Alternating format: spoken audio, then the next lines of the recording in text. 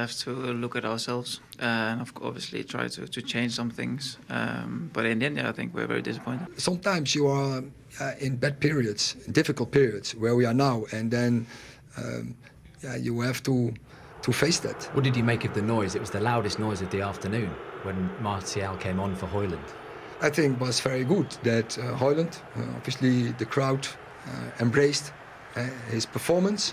He has some deficit in fitness. We have to build that, and I think it was another good step. Roberto, congratulations. You must be pretty happy with that performance. Another victory under the belts, and to stop Manchester United's unbeaten run here at Old Trafford as well. Yes, we played a great game. We deserve to win. We played well in the first 15, 20 minutes, I think. Maybe less.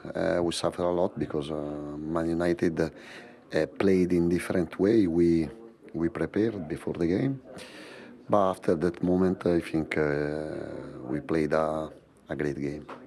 Was that the relief that the team needed? That opening Danny Welbeck goal. It was a brilliant strike in the end, a good finish. But did that just help settle the nerves a little bit? I think the game has changed when we kept the ball. No, in that moment their pressure was strong, and to keep the ball to helped us to control the game, control the game, and then we have 4 attackers, very fast, very good player. Lallana more quality in ball possession, but Welbeck, Adingra, and Mitoma, you know, the potential they have. How important was it to keep on playing the way that you're playing in the second half? Because the way that it ended in the first half was a potential Manchester United equaliser. Obviously, it got chalked off in the end, but it seemed to give them a little bit more energy, a little bit more belief. We have to keep our style when we are losing, when we are winning. We can't forget our DNA, because the game can change. But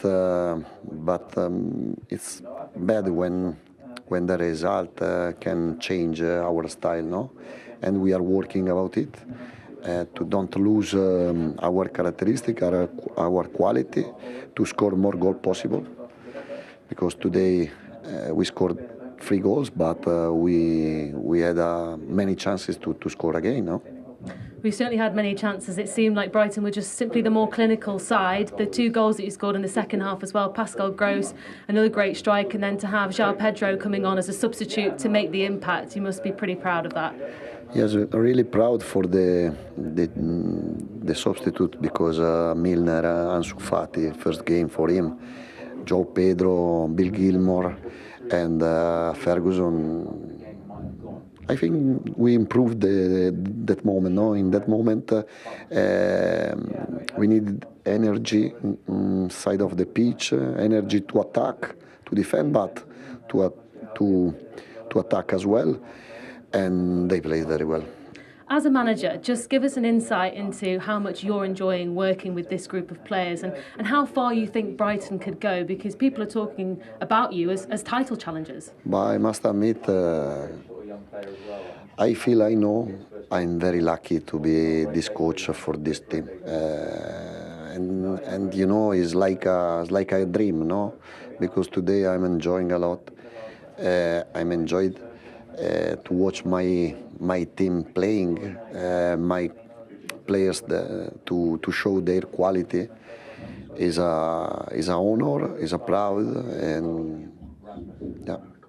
And a little bit of a different focus in a couple of days. Europe begins for Brighton. So is this sort of the result needed to keep that mentality and to keep that momentum as well? Yes, first day it will be a historic day for us, for Brighton, for the fans, for the club, for the owner. And we want to play well. We want to keep in our head, in our memory that day. I think it was positive. You see that the fans on the first moment in Old Trafford, and the reception for him was great. I think he performed very well. So I think it's good that they give this signal, this message. It will give him belief, Rasmus. But everyone knows he came in with a small issue. We built him over the last 3-4 weeks. He's not ready for a whole game, and we have many games to play in a short notice. So we have to build him also in the fitness. Can you just explain? Everybody expected this season to be an improvement on last season, and the performances generally have not been as good. I know you played better against Arsenal. Can you just explain why? But I think today as well, we played well. First half, if you analyze that first half, it's crazy. I think we started well. We created chances. And on the second attack from them, and the first chance, it's in. And then we have to do better to deal with that setback.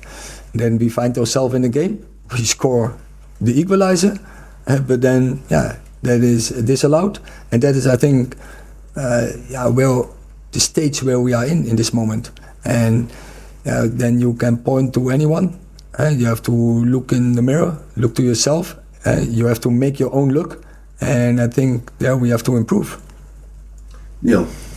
Eric, I think the boos weren't necessarily who was coming on, it was the fact that Anthony Martial was coming on. Does there get a point where you just can't pick Anthony Martial anymore? He doesn't influence the game in any way. And that was the reaction of the fans because it was him when he was coming on. I think it was because Rasmus Højlund came off. But that's, I don't want to discuss that. So I don't know. But I think Anthony Martial, last year, every time when he played, he had a very positive effect on our games. I think that we even almost lost non-game with Anthony Martial on the pitch. So if that's the fact, then I don't understand. Because when he is fit, he definitely will contribute. In this moment, he is not top fit, but he is improving. And I'm sure when he is 100% fit, he will contribute again as last season. Is that frustration though? He's a 27-year-old, and he seems to be. He always seems to have an issue, and he didn't play often last season. He's got 17 goals in 3 years. It seems unfair on Højlund that that's the backup striker at the moment, but he's not got someone who can take the pressure off him. Yes, but that he has to make, as I said, he has to make also his own look, and first be available and be consistent available, and then you will see, then his form will be better. But as I said, every time last year when he was playing, he affected our game in a positive way. And so I hope he stays fit, and then I'm sure he will contribute to our game. Eric, it's three defeats in 4 games now. Are you worried about the results? Definitely, that is something that bothers me. But also I have to see the way we play. But finally, it's about character then. And now we have to see how strong we are and how the team sticks together and which players standing up and show the character and leads the team. Because in all the games, but especially the games against today, Arsenal, Forest, we have seen we can play very good and we can create a lot of chances. But there are also some improvements to make. That is definitely the case, and we have to step up. A lot of money is being spent on that United team. You look at Brighton, it's full of free transfers, players that didn't cost much money at all. How do you explain that gap? I think all the teams spending a lot of money. Well, that Brighton team cost less than 20 million. Starting 11 cost less than 20 million. Yeah, but I think also Brighton, they spend money, as everyone is doing.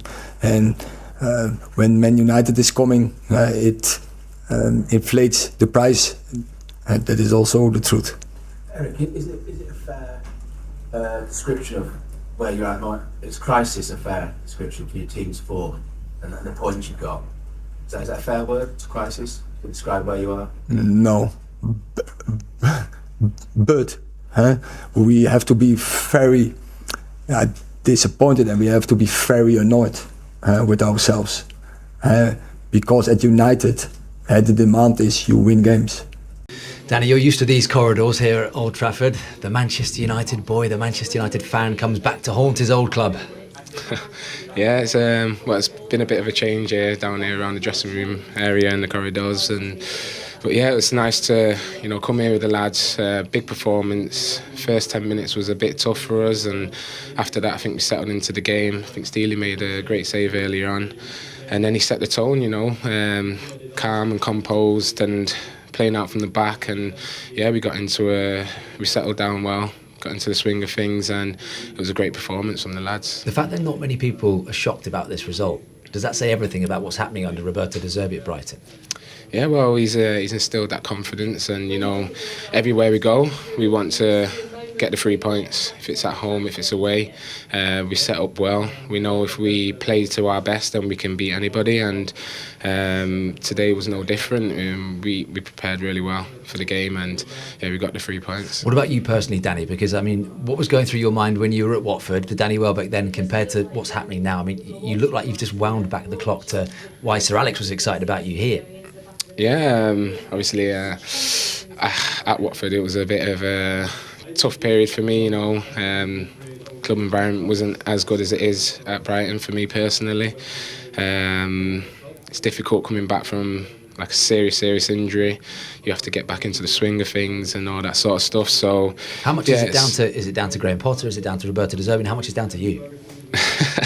Well, it's a mix of everything, really. You got to be grateful of who you're around, the environment you're in, and got a great set of lads in the dressing room.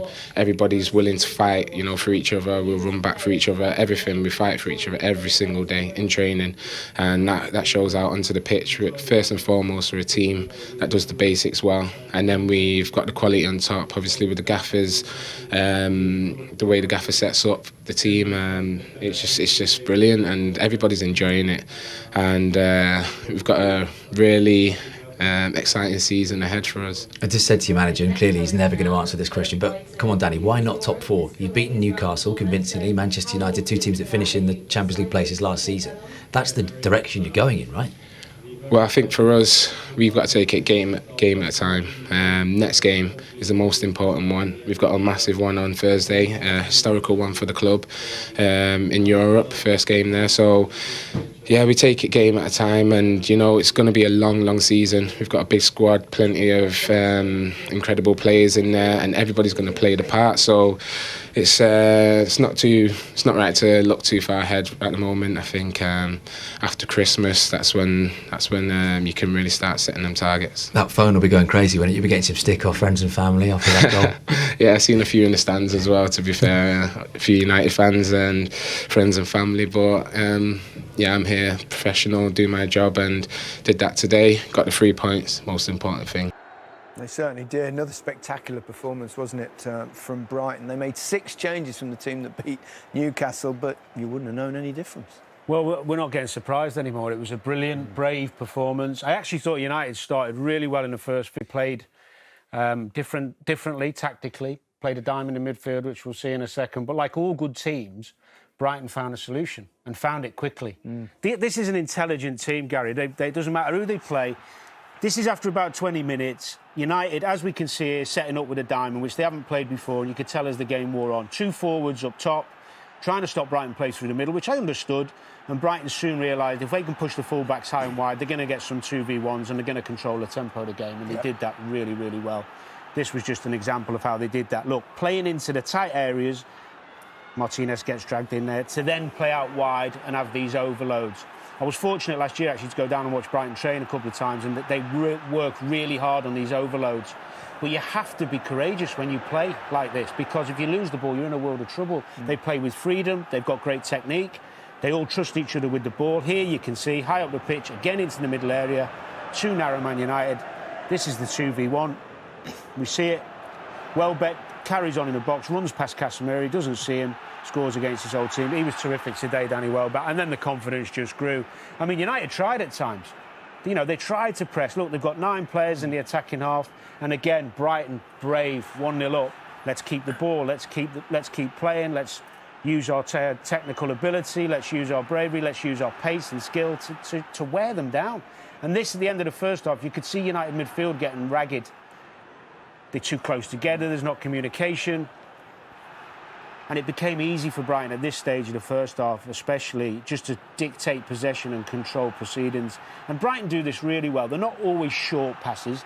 If there's space in behind, they've got willing runners, they've got pace, they've got threats all over the pitch. It was a really composed performance. This was the second goal after 30 passes. Still got runners going forward, trying to win the game. They're 1-0 up, they could have sat off. Pascal Gross, holding midfielder, sits Martinez down. Look, 7 of them in the attacking third. When you're 1-0 up away, this is the confidence of this Brighton side. And what an underrated player he is. Another goal against Man U. He loves scoring against Man U. Here we see again the width. I don't care what you're doing tactically. You can't be outrun and outfought. Look at Lindelof, runs past him, Fati. Fernandes doesn't track back the runner, ambles back, it's poor. And sometimes you can get beat by a better team, but you can't get them beat by being run all over and dictated to the whole game. These stats are just unbelievable since he's taken over. You can see for yourself, the goal scores third, but first in shots on target. Expected goals is second, and possession second, obviously behind Manchester City, which you'd expect. But what a brilliant job he's done. Absolutely, really has. You know, it's been a long time since United lost a league game at Old Trafford, obviously, but it's the first time in the Premier League era that they've lost 3 of their first 5 matches. Yeah. It's a club that seems to be constantly in turmoil at present. What do you make of it all? I do have a little bit of sympathy with Eric Ten Hag, with all the serious external issues that are going on. And, of course, as we know, everything eventually filters down onto the pitch from the top. Is it for sale? Is it not for sale? Yeah, it's leadership. It's where is that coming from? So I do have a little bit of sympathy with them, but they just need to know. The fans need to know. He needs to know what on earth is going on at the football club. Because, as I said, it all comes down onto the football pitch, and it's starting to happen now. Certainly is. So for Brighton, a fantastic result, and you have to argue, you can't argue really, well deserved. But for Manchester United, the headlines will be about them, of course, after that. It's their 3rd defeat in their first 5 league games of the season. It's the worst ever start to a Premier League campaign. What did you make of their performance today, Les? Yeah, I'm looking at what he said about the first 30 minutes. He was all over them, created chances, and I'm struggling to remember that. You know, I thought they started the game well, but you know, I thought Brighton were in the game as well for 30 minutes. So I'm not seeing what he saw in the first 30 minutes. But Brighton look like a team that know what they're doing. Manchester United look a little bit disjointed for me at the moment. It wasn't meant to be this way, Leon, was it? After what Ten Hag accomplished last campaign? No, there's a real disjointed feel about Manchester United at the moment. As Les said, you're trying to work out how they're playing. Last year they had a real structure and you felt they were growing. They've added to that this year. They've had a few issues with players off field that's thrown them off balance as well. But they changed the system as well as the structure today and tried to play against a well-oiled machine in Brighton, and they just got found out. Brighton played in spaces, they played around them, and at times, at Old Trafford, Manchester United couldn't get near Brighton today. There's no doubt Brighton have got their number. It's their 4th straight league win over Manchester United. Tariq Lamptey more than played his part. A couple of assists to his name. He was a busy man at Old Trafford, and it's good to see him recapture this form because, you know, after last season, only 3 starts from that knee injury. Yeah, well, we know the player he is when he burst onto the scene at Brighton a couple of seasons ago, and he was so hampered by injuries over the course of the last 18 months that not only has he come back into the fore now, he's now having to play left back because they're comfortable in the right back position, and yet he can do it as seamlessly as he did it today. As you said, all those touches, couple of assists in the game. Leslie was fantastic. I thought he was brilliant. You know, every time he got on the ball, he looked like he was going to be a danger, and it's no surprise that he got the 2 assists. If they were going to score goals, it was going to come from him, and it's good to see him back. It's good to see him playing the type of football he's playing, and Brighton doing what they do. There was one key moment in that game, of course. Rasmus Højlund making his first Premier League start for Manchester United. Thought he'd scored, but not given because the ball had gone out by millimetres out of play. Yeah, good use of VAR. It was so close, as you said. Marcus Rashford was Manchester United's best player today, but as we're saying, he was the best player. Everybody was hoping he'd do something rather than the structure creating chances. He does really well. And Højlund showed what he might be capable of with this little bit of movement and his quick touches. And you know what? It was his movement before this. He'd gone in, realised he weren't going to get the ball, came out, and then came in here just again as the ball comes in, shows some strength against Dunk, does a great little pirouette and turns and finishes. But unfortunately, as you said, the ball was over the line. What do you think about Højlund being withdrawn with half an hour to go? Yeah, a bit that was surprised greeted by with a few boos. Yeah, I was a bit surprised by that because he did look a danger up there. But obviously, they're easing him into the Premier League, and sometimes you need to give players a bit of time. It's modern day sports science and the medical department. You know, he's had this long-term injury. There's no doubt about that. He moved to United injured. He's stepping up his fitness. He played half an hour in his international game last Saturday. Played 45 minutes. I think it was on Tuesday or Wednesday. They deemed he's ready for an hour, and no matter how the game is going at that point, no matter if Manchester United are behind at home and they need something, he only seemed to can play an hour's football. So you can see why the manager sort of had to make that decision, but frustrating probably for the player, because we always want to play more. Exactly, sometimes we need to protect them from ourselves. Certainly frustrated for the fans. Talking of United youngsters, Hannibal scored for United, of course, which in the end proved to only be a consolation. But for him, he can take some heart from this. Yeah, really pleasing for him. He comes on, it's his first goal for Manchester United. Unfortunately, it's not a goal that wins them the game, but for him, this is what he would have dreamed about as a kid, you know, coming through the ranks and getting an opportunity and scoring a goal at the Stretford end as well. So that's great. He'll be disappointed it's in the defeat, but you see on his face that he's delighted. He's sent on to try and make something happen, and he nearly did. Yeah, 10 goals conceded in the last 4 games, incidentally, for Manchester United. It's not what you want to be doing when you're going away to Bayern Munich. We've got a certain Harry Kane on board. Yeah, exactly. I think for all the teams that are in the Champions League, the one thing you want to do is go into that game having won your game, especially if you're at home. And they've not done to that. It was a disappointing performance, and they've got a couple of tough games coming up. Welcome back. 20 goals on this incredible Premier League Saturday so far. We're going to look at some that Peter does not want to look back on, but he's going to have to, because another terrific. Things got even worse for your former club. Make no mistake, Brighton's a top team. You know, it's a team that can claim a stake in the European places again this season. Man United, the way we have played so far in the 5 games, lost 3 of them, we have our issues. And that was evident today. There's a big difference between Brighton and Manchester United today. And I just have to, what the Zebra has done to this team is incredible. The way they play football, the risks they take, and how comfortable they are on the ball everywhere was in stark contrast to the way that Manchester United played. I think today. the biggest compliment for Brighton is that before the game, when you looked at the both starting 11s, you thought to yourself, you know, will this be a shock if Brighton win today? And the answer is a resounding no. It wasn't a shock at all. The way Brighton played, the way United played, the way Roberto De Zerbi sets his team up, the options he had coming off the bench. Yeah. It was a well-deserved victory, wasn't it? And they weren't hanging on, were they? 6 changes as well in the starting lineup at Old Trafford. At Old Trafford, who does that? Yeah. You know, the guy must know something that we don't know. Well, he knows that Pascal Gross loves playing against Manchester United. 7 goals in 11 games. In fact, only Mo Salah and Steven Gerrard have scored this amount of goals in the Premier League as a visiting player. Yeah, but, you know, and it's brilliant the way they take advantage of all the mistakes that the Manchester United players are making. Because you can point to everywhere in this move. Dalot not tight enough. I mean, look where Dalot goes now. Look where he goes. Mitoma's got the ball. Look where he runs. Backwards, backwards, backwards, back. He doesn't affect the ball. He is a defender, and he's not affecting the ball whatsoever. And then as for Martinez, what was he seeing in there? Launching himself in, past Lindelof, just committing. And it's kind of it's kind of what happens at the moment with Manchester United.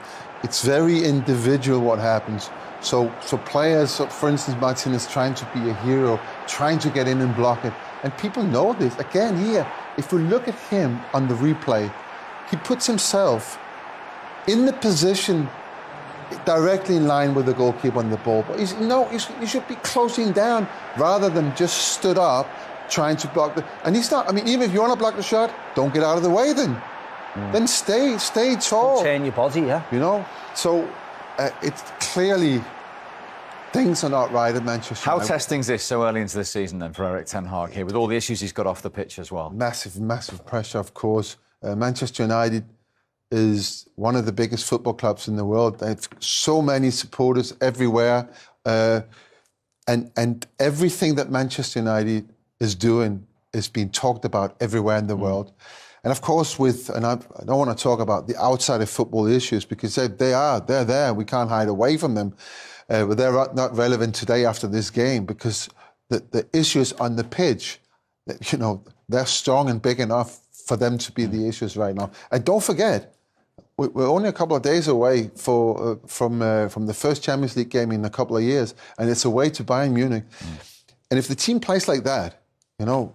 And just to put it into context, Manchester United have lost 3 of their first 5 games for the first time in the Premier League era. This game is the Amex Stadium.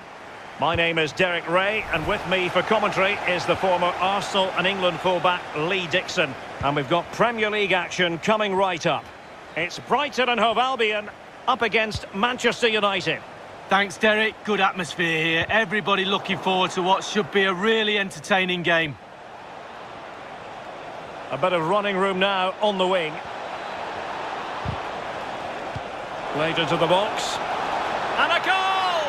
That is a very bright start. Perfect way to open. Well, here's the replay, and it all starts with the delivery into the box, just begging for someone to get on the end of it. And what a great finish as well. Good connection with the ball, leaving the goalkeeper absolutely no chance. Fantastic goal. Underway once more. Manchester United have hit the front.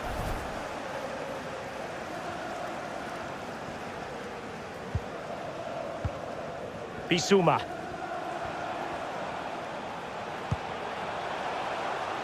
And Feldman with it here. Beautifully weighted ball. Can they put it away?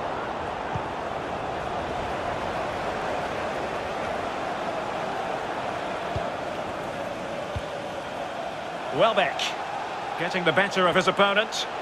He's in with a chance. And still danger here. Danger averted for now.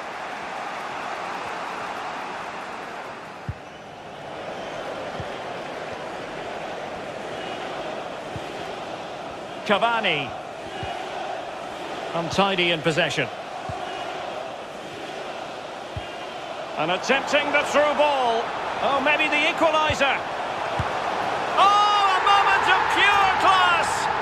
Had to catch it perfectly, and didn't he just?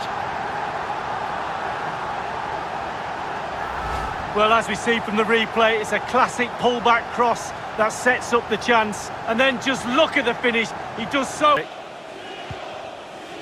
Welbeck. Well, he has the measure of his opponent. Oh, yes! A goal! Exactly what they were looking for, and he's come up with it. Well, here it is again. He does so well to slip past his man, left him stranded, and then through on goal. You never really had any doubt he was going to slot that away. Good finish.